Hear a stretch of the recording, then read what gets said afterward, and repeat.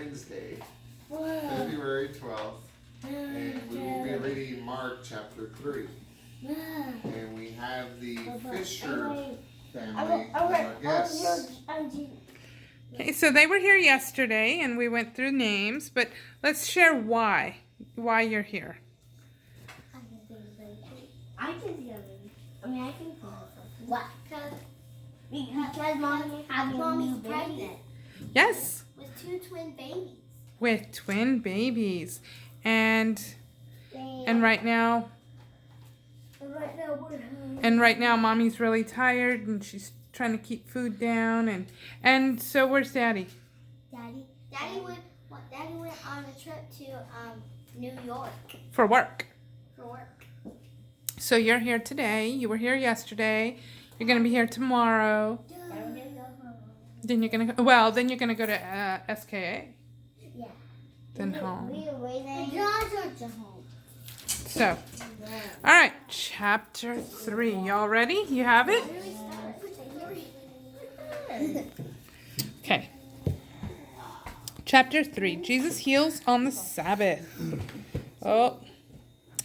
Then Jesus left them and went again into the synagogue, where he encountered a man who had an atrophied, paralyzed hand.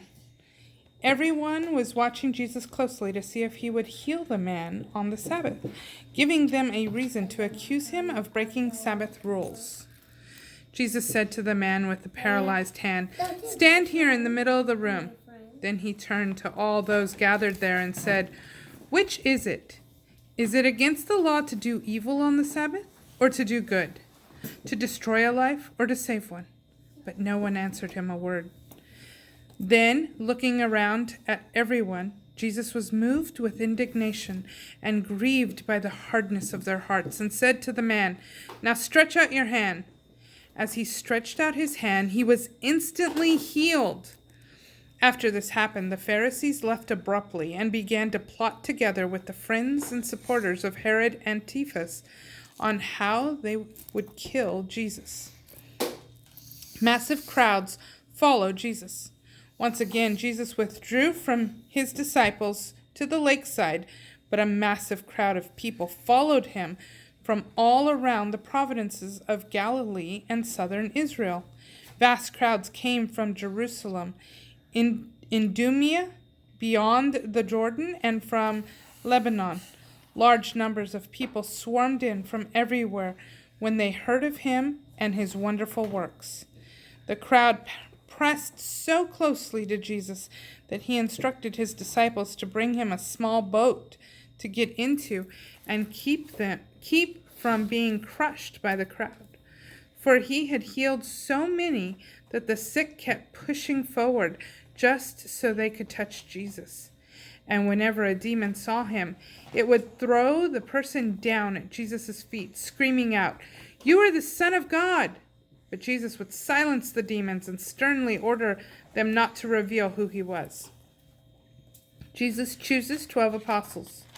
Afterward, Jesus went up on a mountainside and called to himself the men he wanted to be his close companions. So they went up the mountainside to join him. He appointed the 12 whom he named apostles. He wanted them to be continually at his side as his friends, and so that he could send them out to preach and have authority to heal the sick and to cast out demons. He appointed his 12 and gave Simon the nickname Peter the Rock, and he gave the brothers Jacob and John, the son of Zebedee, the nickname B'nai Raga, which means passionate sons. The others were Andrew, Philip, Bartholomew, Matthew, Thomas, Jacob the son of Alphaeus, Thaddeus, Simon the nationalist, and Judas Iscariot, who betrayed him. Jesus and the ruler of demons. Then Jesus went home, but once again a large crowd gathered around him, which prevented him from even eating a meal. When his own family heard that he was there, they went out to seize him, for they said, "He's insane." The religious scholars who arrived from Jerusalem were saying, "Satan has possessed him. He casts out demons by the authority of the prince of demons." Jesus called them to himself and spoke to them using parables. "How can Satan cast out Satan? No kingdom can endure if it is divided against itself, and a splintered household will not be able to stand, for it is divided. And if Satan fights against himself, he will not endure, and his end has come." Jesus said to them, "Listen, no one is able to break into a mighty man's house and steal his property unless he first empowers the mighty man and ties him up. Then his entire house can be plummeted and his possessions taken. I tell you this timeless truth. A sin will be forgiven, even all the blasphemies they speak. But there can never be forgiveness for the one who blasphemes against the Holy Spirit, for he is guilty of an eternal sin." This is because they said he was empowered by a demon spirit. Members of Jesus' true family. Then Jesus' mother and his brothers came and stood outside and sent a message to him, asking that he come out to speak with them. When the crowd sitting around Jesus heard this, they spoke up and said to him, "Jesus, your mother and brothers are outside looking for you." He answered them, saying, "Who is my true mother and my true brothers?"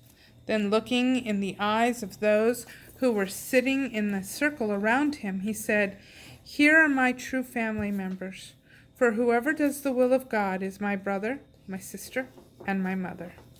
And that is Mark chapter 3.